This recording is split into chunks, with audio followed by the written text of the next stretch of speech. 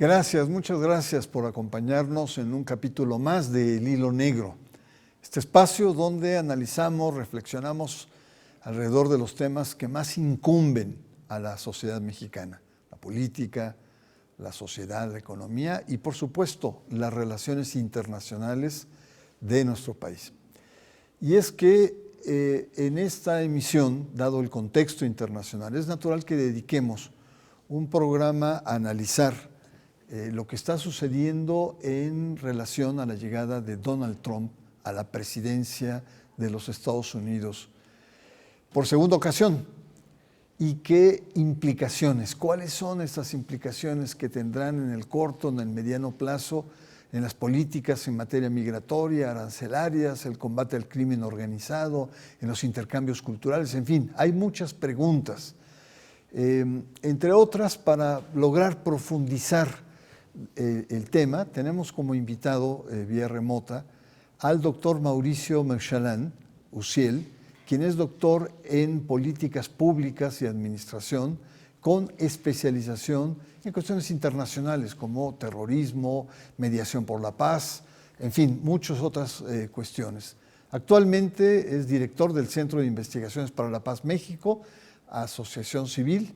Así es que bienvenido, doctor, y le pido que aguantemos para una pequeña cápsula introductoria. Ya todos sabemos que Donald Trump está en segunda vuelta en la Casa Blanca, pero vamos a hacer una brevísima cápsula muy sencilla para abrir la conversación. Donald Trump inició su segundo mandato como presidente de los Estados Unidos con una postura decididamente disruptiva. Desde el primer día dejó atrás los convencionalismos para sacudir, al menos en el discurso, las relaciones bilaterales con diversos países, poniendo a México en el epicentro de la agitación política y económica. En su discurso de toma de protesta, Trump delineó la visión de su proyecto Make America Great Again, que derivó en la firma de órdenes ejecutivas de varias acciones, entre las que destacan la imposición de aranceles a países importadores, la reactivación del programa Quédate en México, la declaratoria de emergencia nacional en su frontera sur y la categorización de los cárteles mexicanos como grupos terroristas. Claudia Sheinbaum, presidenta de México, ante las medidas de Trump, ha enfatizado la defensa de la soberanía nacional y reafirmó su compromiso por la defensa de los mexicanos. Además, felicitó al mandatario por su toma de protesta a través de sus redes sociales, asegurando que el diálogo, el respeto y la cooperación siempre serán un símbolo de esta relación bilateral. Pues ahí está, el ciclón Donald Trump. Mauricio, ¿qué opinas de este segundo periodo como presidente? Yo imagino ¿Qué aspectos crees que son los que hay que resaltar de la manera en cómo ha llegado y qué esperar de este segundo periodo de Donald Trump? Muchas gracias, por supuesto, por la invitación, querido Bernardo, y platicar con tu audiencia. Mira, yo te diría un par de cosas así de inicio. La primera es que, honestamente, nada de lo que estamos viendo era imprevisible. Es decir, esto se viene dibujando desde hace mucho tiempo. Donald Trump fue dando muchas entrevistas a lo largo de los últimos meses y claro, siempre había una probabilidad importante de que él ganara las elecciones, desde que estuvo compitiendo contra Biden y posteriormente contra Kamala Harris, tuvo sus vaivenes, pero al final del camino el escenario Trump era un escenario bastante previsible. Y a mí me parece que una de las mejores entrevistas que describe lo que ya estamos viendo se hace con la revista Time hace ya muchos meses, en donde, por ejemplo, su ex asesor Stephen Bannon dice: Trump viene en modo de guerra total. O sea, no es simplemente una repetición del Trump anterior, sino que él considera que en su gestión previa fue demasiado débil, demasiado suave, se rodeó por gente incorrecta y que esta vez había aprendido de todos esos errores para implementar lo que él considera es la agenda adecuada. Y entonces lo que vemos es muchos rasgos de su primera gestión, pero en una multiplicación de 2.0 o 3.0 y además rodeado por un gabinete que está asegurándose de empujar esta agenda. Nada de esto, insisto, era algo que no preveíamos y lo que sí estamos viendo es que rápidamente está cumpliendo con uno por uno de los elementos que te señalo. Muy bien, Mauricio. Otra cuestión que me gustaría preguntarte es cómo evalúas las reacciones en todo el mundo. Los europeos están que se mueren de miedo, sobre todo tienen problemas económicos, toda la parte militar que está ahí detrás, en fin, hay una serie de cuestiones y bueno, y reacciones en nuestro país. ¿Cómo el mundo asume o recepciona esta presencia, esta irrupción en la política internacional de Donald Trump? Pues mira, yo te diría que Trump resulta bastante eficaz en sus primeros días en mandar los mensajes que necesita mandar y en provocar lo que necesita provocar. Él se mueve de manera muy cómoda en el conflicto, se mueve de manera muy cómoda utilizando el miedo, la amenaza, tácticas bastante agresivas y de presión con el objeto de conseguir los términos que él considera los más adecuados para su país, porque precisamente desde su visión todo el mundo se ha aprovechado de Estados Unidos a lo largo de todos los años y lo que él viene a hacer es volver a ganar el lugar que Estados Unidos merece y volver a ganar el respeto para Estados Unidos. Entonces, en este sentido, insisto, a pesar de lo previsible que era una por una, te lo prometo, de las medidas que estamos viendo, pues el shock se hace sentir y pareciera que no todo el mundo está debidamente preparado. Tuvieron mucho tiempo para prepararse. Tampoco estoy diciendo que sea fácil, pero efectivamente Donald Trump tiene esta capacidad de eficacia. Ahora, dicho eso, no significa que todos los países del mundo son igualmente vulnerables ante las tácticas de Trump. Hay otros países que supieron jugar muy bien el juego Trump para efectos de sus intereses durante la gestión previa y hay otros países que aprendieron a lidiar con él, a tratar con él, a empujarlo a favor de sus distintos intereses. Y en este sentido, insisto, pues no es lo mismo México, Colombia o Canadá que hablar de Rusia o que hablar de China o que hablar de Irán o Corea del Norte, ¿no? Entonces vamos a ver historias distintas en cuanto a Trump y esos países a lo largo de los próximos años. Hablando de México, pareciera ser que por lo menos en este primer momento habría como tres cuestiones centrales. Una, evidentemente, es la cuestión de los aranceles. Otro, que es dramático para nosotros, que es la cuestión de la migración, la expulsión de migrantes. Y tres, el tema del crimen organizado, de este decreto que hace que las organizaciones criminales sean consideradas pues, como enemigos de guerra y la posible intervención. ¿Qué opinas de estos tres elementos que al menos son los que han surgido en la mesa y en la agenda? Yo te diría, fíjate, un elemento cuarto, nada más para añadir, es cómo Donald Trump vincula esos tres temas como si tuvieran una conexión inmediata. En otras palabras, te pongo aranceles si no detienes a los migrantes y si no detienes el tráfico de drogas. Entonces es la vinculación y número cinco, la capacidad que tenga nuestro gobierno para gestionar estos distintos temas. Cada uno de ellos es verdaderamente complejo en sí mismo y lo que te puedo decir es que Donald Trump viene en esta intencionalidad que él siempre guarda, es lanzar toda la fuerza, colocarte contra la pared, generar condiciones tales que te obliguen o te orillen a negociar uno por uno de esos tres términos o de esos tres factores bajo términos favorables para Estados Unidos. En materia migratoria, él buscará mostrarse como un presidente que finalmente viene a poner orden y control en la frontera y demandará de México ayuda total en esa empresa. Segundo, en el tema de la seguridad, lo mismo. Él plantea una invasión extranjera y él viene a demostrar que tiene la fuerza, tanto así que está declarando a las organizaciones criminales mexicanas como organizaciones terroristas para aplicarles toda la legislación de terrorismo y todas las herramientas de terrorismo. Y va a utilizar a los aranceles como mecanismo de presión, tanto para negociar en esos otros dos rubros, como para también negociar términos comerciales más favorables para Estados Unidos y obtener concesiones tanto en temas como la próxima revisión del Tratado de Libre Comercio que existe, como en otros rubros.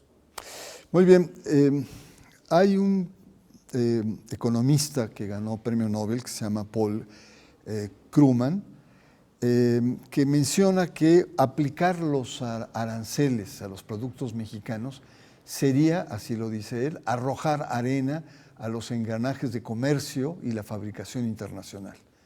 Se avecinarían posiblemente guerras y tensiones en el plano económico. No solamente es el incremento de un 25% negociado si es que trabaja sobre los migrantes o organizaciones criminales, sino lo que conlleva, que podría ser incluso una especie de boomerang para el propio Estados Unidos. ¿Qué opinas de esta postura agresiva sobre los aranceles? Mira, hay muchos estudios que ya documentan el impacto negativo que esto va a tener, no solamente en términos del comercio entre México y Estados Unidos, todas las cadenas de suministro de los productos que se fabrican en México, ciertas partes, luego pasan a Estados Unidos, luego regresan a México y luego vuelven a pasar a Estados Unidos varias veces en todo este proceso de producción, no solo en eso, sino en otros aspectos como por ejemplo la inflación en Estados Unidos, el hecho de que pues al final estos impuestos, porque esos son, van a terminar siendo pagados por el consumidor estadounidense. En fin, todo esto que se ha estudiado y documentado ya mucho, no es lo que se encuentra en el mundo de la narrativa de Trump. Y creo que aquí es en donde tenemos que entender muy bien su psicología.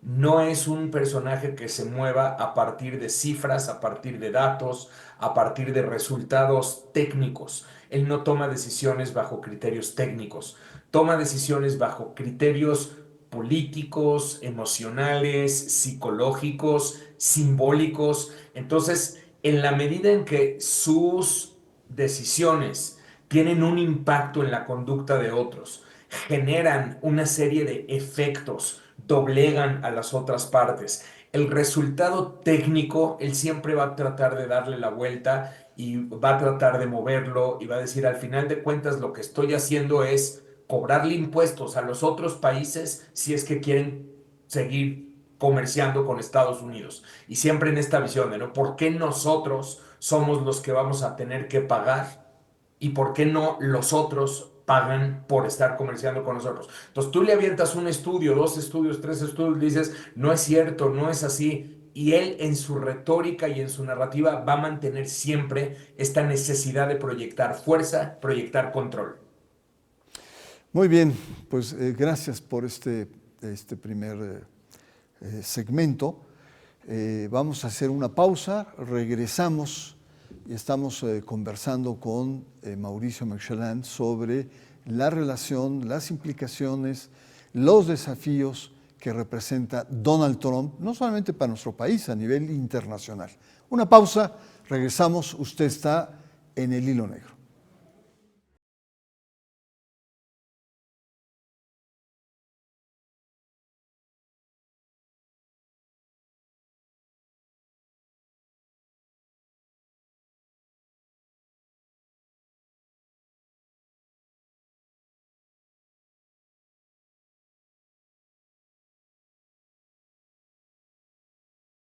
Estamos en esta segunda parte de la conversación sobre la llegada de Donald Trump y sus consecuencias que esto trae para México. Quiero preguntarte, Mauricio Mechelán, que es nuestro invitado este fin de semana, que la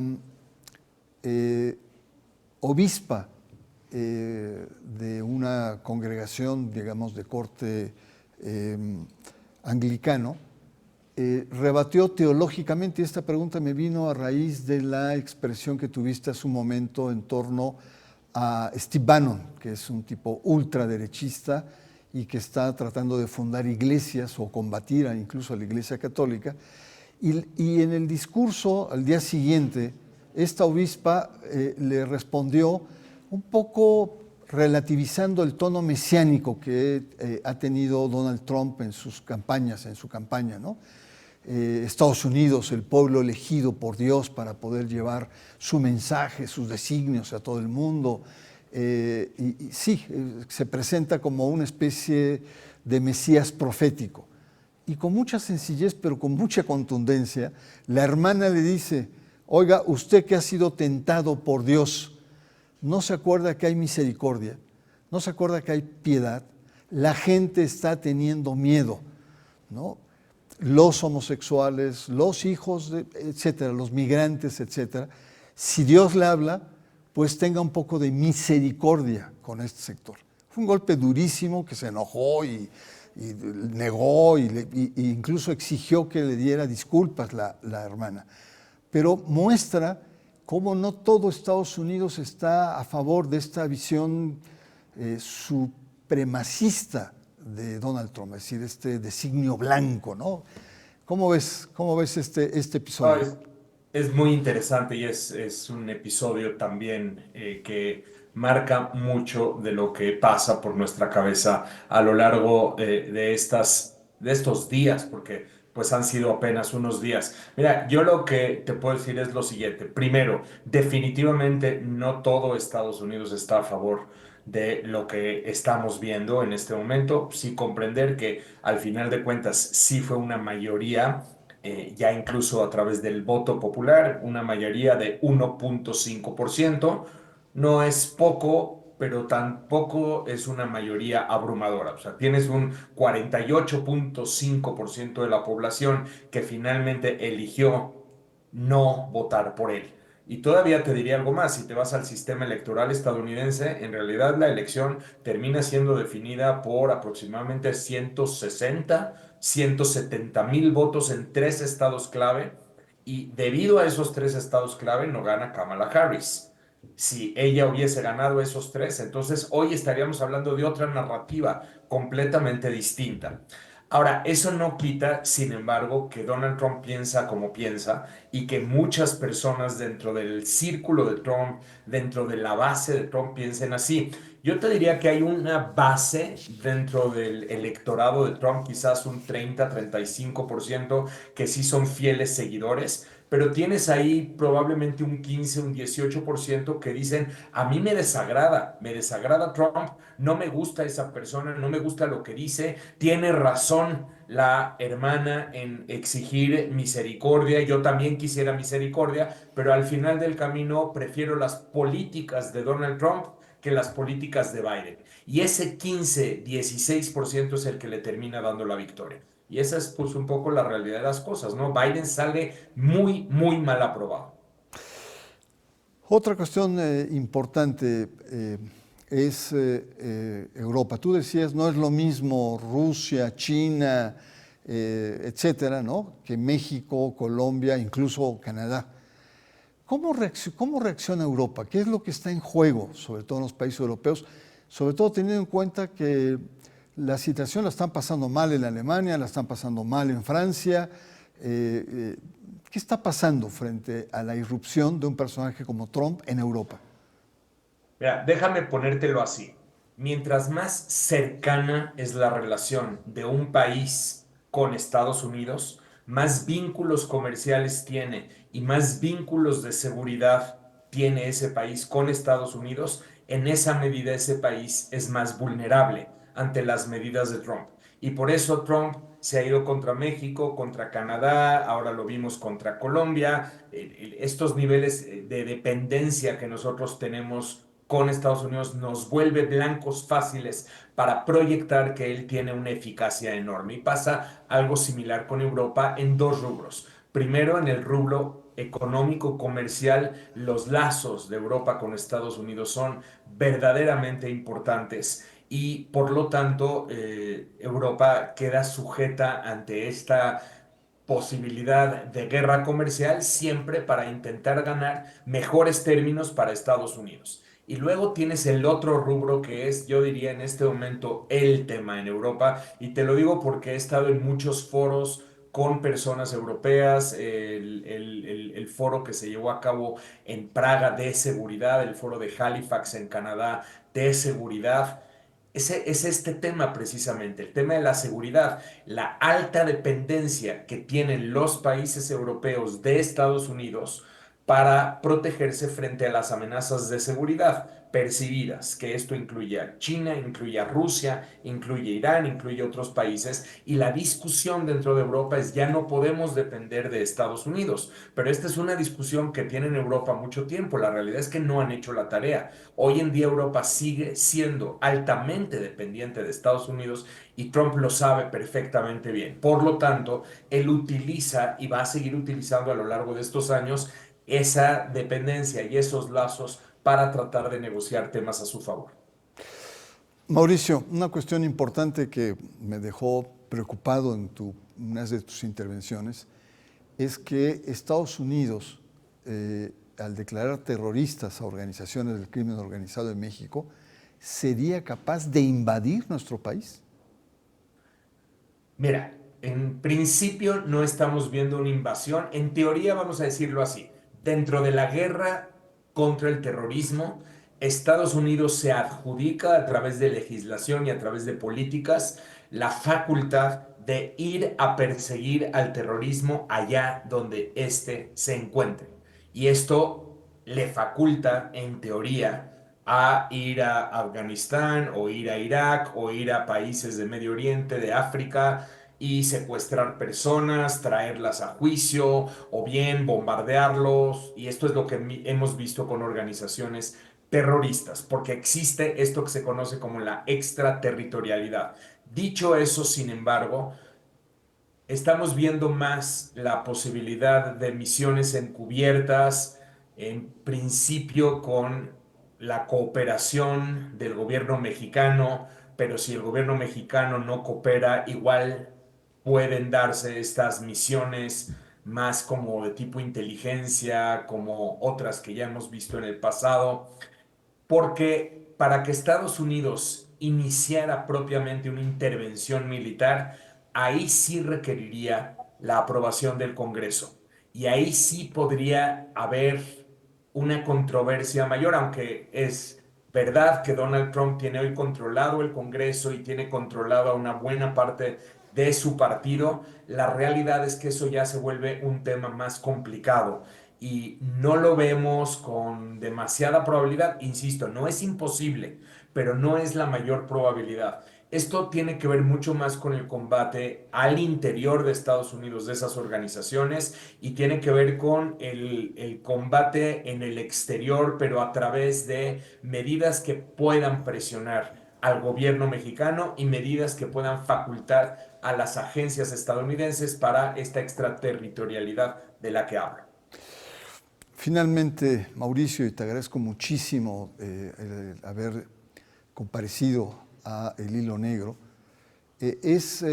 ¿cómo calificas la actitud de la presidenta Claudia Sheinbaum frente pues, a este fenómeno que representa Donald Trump? Es decir, ella ha sido muy clara diciendo cooperación sí, cooperación todo, subordinación nada. Así es, mira, yo te diría que a momentos y momentos, en ciertos momentos, a veces uno cae en la tentación y hemos visto que Claudia Sheinbaum a veces ha caído en ella de responder de manera inmediata, de contestar. Y digo que esto es demasiado apresurado porque Donald Trump es precisamente lo que busca. Él busca enganchar, él busca generar conflicto porque se mueve muy cómodo en el conflicto. Entonces, si él dice, lo voy a titular, lo voy a nombrar el Golfo de América en vez del Golfo de México, y tú inmediatamente le respondes exactamente con la misma carta, estás cayendo exactamente en lo que él necesita que tú caigas. Dicho eso, sin embargo, también hemos visto muchos momentos, y te debo confesar que cada vez más afortunadamente, en los cuales notamos una actitud mucho más sobria, de la presidenta, mucho más mesurada en términos de su lenguaje y en términos de dirigir esto a donde se tiene que dirigir. Y esa ha sido nuestra recomendación con el gobierno y con las personas que nos han consultado en pues estos últimos meses. Con Donald Trump lo que necesitas es salirte de los reflectores, salirte de este espacio de discusión pública y en cambio canalizarnos de manera profesional con las personas con las que sí vamos a tener que estar negociando los temas que sí competen a nuestro país. Y es en esas negociaciones en donde tú ejerces todas las tácticas que tú quieras ejercer, intentando negociar los mejores términos para México, pero con los interlocutores adecuados. Entonces aquí la tarea más difícil, no ha sido fácil, es encontrar una interlocución adecuada. Yo te diría que estamos apenas en los primeros pasos de ello y por lo tanto juzgar la conducta del gobierno mexicano va a implicar revisar qué tan buenos somos para producir esa interlocución y negociar lo que a nosotros nos importa. Muy bien, pues muchas gracias y te invito a hacer una reflexión final, unas conclusiones o un llamado, lo que tú creas para complementar. Tienes un minuto. Creo que lo más importante es entender muy bien la psicología de Donald Trump, estudiar muy bien su comportamiento. Tenemos ya muchos años de conocerlo, tanto dentro de la presidencia como fuera de la presidencia, conocer muy bien cómo él busca proyectar estos mensajes, cuál es para él la importancia de proyectar no el cumplimiento, sino la percepción de cumplimiento y tratar de encontrar los canales más adecuados de interlocución para negociar los mejores términos a favor de los intereses que nosotros realmente tenemos. Entonces yo lo que te diría es, cada vez que veamos una provocación o un tema, tienes que preguntarte siempre, ¿dónde está nuestro interés nacional? ¿En qué medida podemos empujar nuestro interés nacional a través de qué estrategias? Y esas son las que tenemos que perseguir sin dejar siempre de estar mirando el mapa global y todo lo que está pasando en el mundo, porque Trump no solo tiene a México en su mesa, sino a muchos otros países con los cuales también tiene trato. Pues muy bien, muchas gracias Mauricio Michelin por compartir con nosotros pues toda tu experiencia de análisis internacional y por supuesto vamos a estar muy atentos y vamos a seguir lo que viene. Como dices, apenas estamos iniciando, apenas estamos empezando la negociación, pero sin duda alguna estamos ante una coyuntura inédita que nunca la habíamos vivido y creo que merece la pena que los medios, los analistas, los políticos estemos muy atentos a lo que viene. Muchas gracias y hasta muy pronto. Muchísimas gracias y un saludo a toda la audiencia. Igualmente, gracias.